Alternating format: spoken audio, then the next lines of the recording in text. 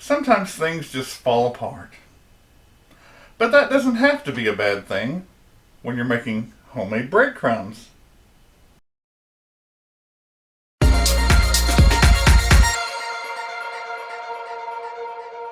Welcome to Help at Home, your resource for great recipes and easy learning. I'm Jim Hightower.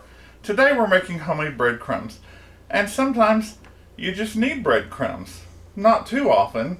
So you may go into your pantry and find that your little container of breadcrumbs is either empty or gone.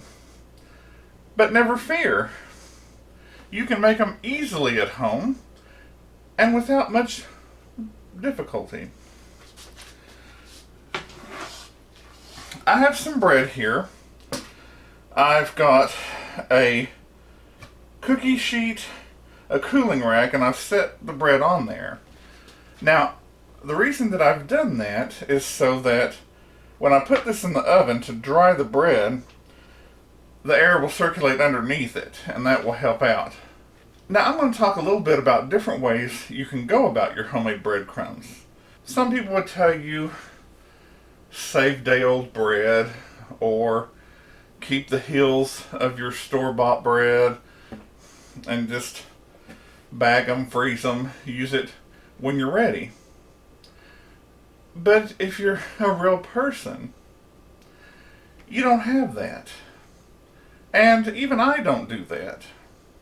I mean, there's nothing wrong with it, don't get me wrong. But if you're a real person and you need emergency breadcrumbs, this is what you're going to do. You're going to reach over here, you're going to get some fresh bread out of your sack. Life happens. It'll happen to you. But you're going to reach and get your bread right out of your sack, and you're going to put it on a cookie sheet just like this.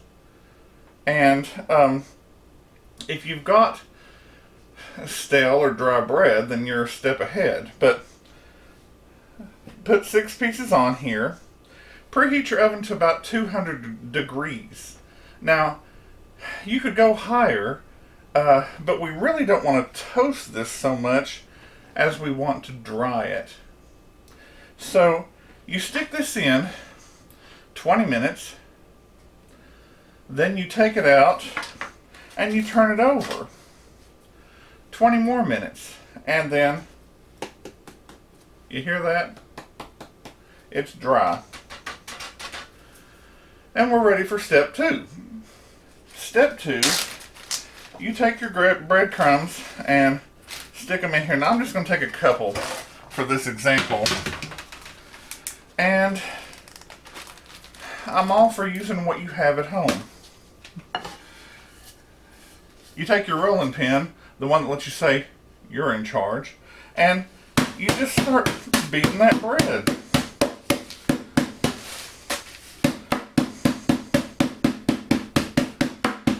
Nothing wrong with that. And if that's all you have, you can do it. My wife has this meat masher that she cooks ground beef with. It's not my favorite, but you can mash there. You could take a meat cleaver. Or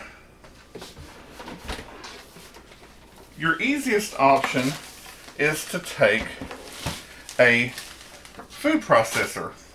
Thought I'd let you see the front. And you just twist this. You have your blade in here. I'm going to go ahead and put in what I've done here so far. And then I'll take these and just crunch them up. Put them in there.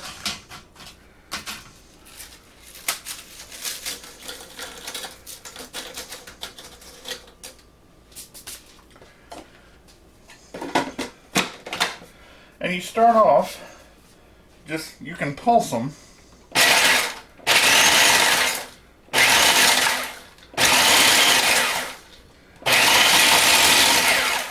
And then those bigger pieces will get down there. And then you can just put it on high for a minute. Or that was the off button. Yeah.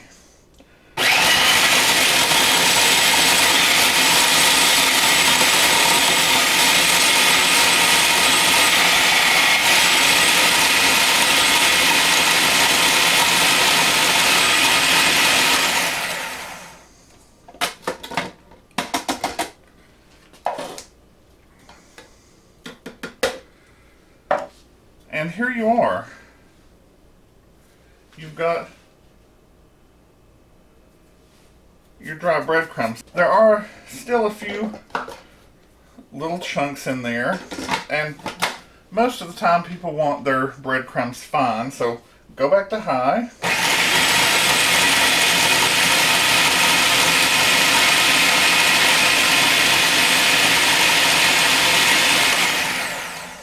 And that's all there is to it. Now, if you're thinking, Jim, this isn't much of a recipe, no, this is more of one of the easy learnings, the help at home part.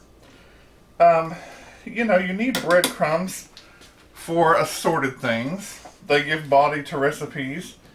And, for example, on casseroles, a lot of times, some recipes may call for you to sprinkle breadcrumbs on top, and that helps give a nice little crunch, especially with some cheese. But we needed some dry breadcrumbs for those Crisco cheese balls we made. So you just never know. Again, these are dry breadcrumbs.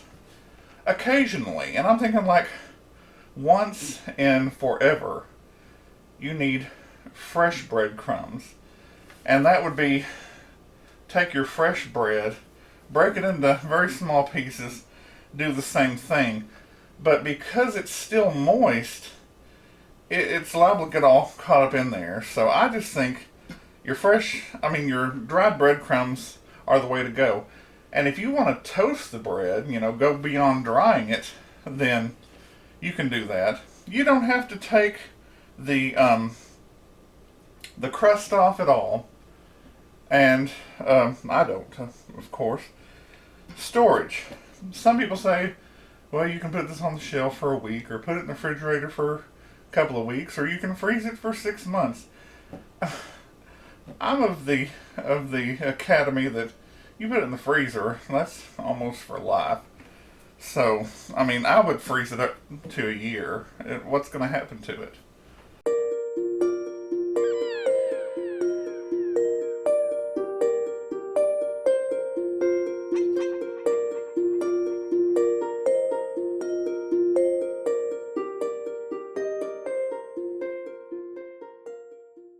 If you like this lesson for easy dry breadcrumbs, and you don't have to go to the store and buy an expensive little can, give it a thumbs up.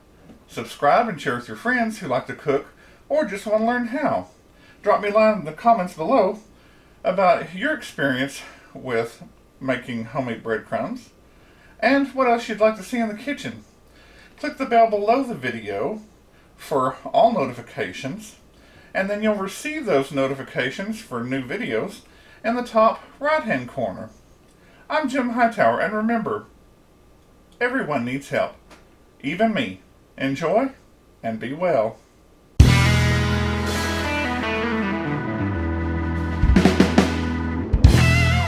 Sometime, I can't talk. Welcome to Hope. Welcome to Hope.